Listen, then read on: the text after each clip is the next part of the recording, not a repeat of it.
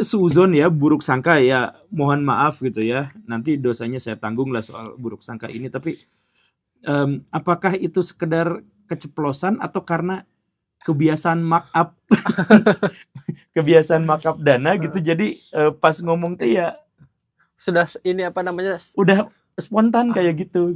muscle memorinya gitu, naikin. Ya nggak tahu sih saya juga. Itu mah buruk sangkanya saya ya, dan ya namanya juga buruk sangka ya. Bu Puan juga statementnya kurang lebih sama, bahwa kenapa harus ada tunjangan di 50 juta yang perumahan itu, karena nggak semuanya dapat rumah dinas. Coba kita pikirkan bagaimana kalau nanti mereka ngontraknya di IKN gitu. Apakah mereka punya? Tapi gini nih, Baraya ya semuanya. DPR itu adalah Dewan Perwakilan Rakyat. Itu harusnya memang digaji besar. Saya tuh setuju. Harus digaji besar tuh. Dengan catatan mereka melakukan hal yang besar. Dalam kacamata ekonomi sebenarnya hitungannya sih sederhana. Sederhananya gini nih. Kalau ada karyawan yang keberadaan dia itu bisa naikkan laba perusahaan sampai 100% misalkan, maka gajinya dinaikin 50-100% atau dikasih bonus tahunan itu wajar. Gitu kan? Kalau ada seorang direktur misalkan yang dia itu mampu membawa perusahaan sampai naik sekian persen keuntungannya, itu dia digaji besar, kemudian investor setuju untuk naikin itu, investor itu gak akan komplain karena sesuai. Nah, yang terjadi di Indonesia adalah badan-badan, instansi, institusi yang berhubungan dengan negara itu gajinya besar, apakah dia merugi atau untung? BUMN, ada yang gajinya itu sampai ratusan, sampai tembus miliaran, padahal BUMN-nya tuh rugi. Gara-gara dia BUMN jadi rugi, tapi dia gajinya paling gede. Nah itu yang jadi masalah tuh. Saya tuh sangat setuju pada bapak-bapak DPR, gaji Anda tuh 200 juta tuh saya setuju. Per bulan 200 juta setuju. Tapi kerjanya itu harus sesuai dengan gajinya. Kan itu hitungan ekonomi yang lumrah lah.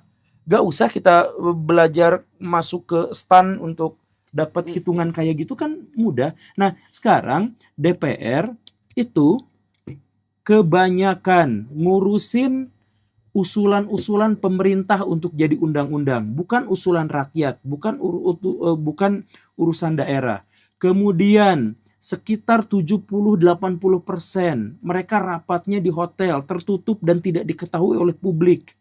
Jangankan aspirasi itu jadi undang-undang, aspirasi itu hanya sekedar dibicarakan aja tidak. Dan kalaupun dibicarakan, rakyat tuh nggak tahu, notulennya nggak tahu, kemudian kamera gak ada yang bisa melihatnya karena rapat tertutup. Coba apa-apaan itu tuh. Dalam situasi rakyat yang membutuhkan aspirasinya itu disampaikan, dan itu adalah tugas dari DPR, DPR tidak pernah mewujudkan itu, tapi minta naik gaji sampai 100 juta sebulan. Dan gajinya itu main curang gitu. Gimana main curang tuh? Gajinya kecil, 4 juta. Biar seolah-olah gajinya kecil. Iya, dan nanti ada urusan pajak ini itunya juga ngaruh gitu. Itu tunjangan beras berapa coba cek? Ya, itu sekitar 12 juta sebulan. Nah, coba bayangkan atuh Baraya, please lah dengan anggaran yang sekaya gitunya itu, tolonglah. Jadi pertama ya, Baraya tuh kerja dulu baru dapat duit. Itu rumus di mana-mana. Kerja dulu baru dapat duit. DPR kerjanya apa? Ngurusin apa? Kok minta tunjangan gede dapat duit? Itu setiap rapat dapat duit, setiap makan dapat duit. Coba jatah makan DPR untuk sekali makan di dalam rapat berapa? 180.000.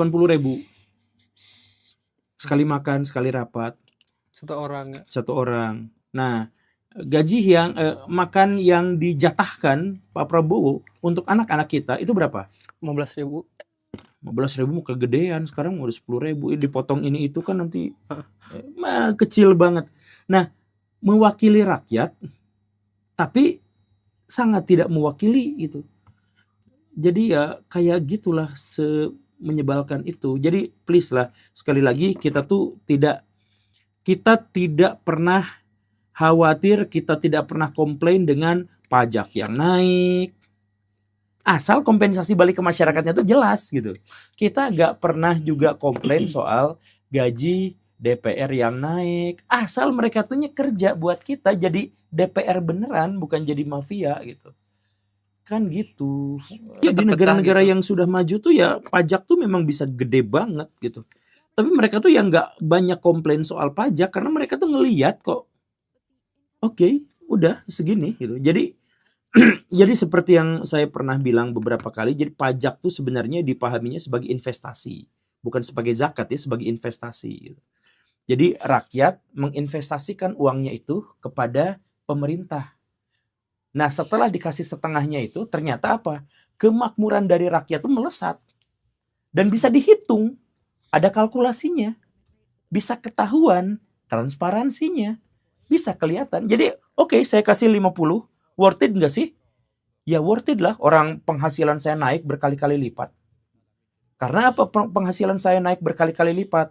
Karena pas mau bangun rumah, tidak ada ormas, tidak ada yang malakin, tidak ada kang parkirnya.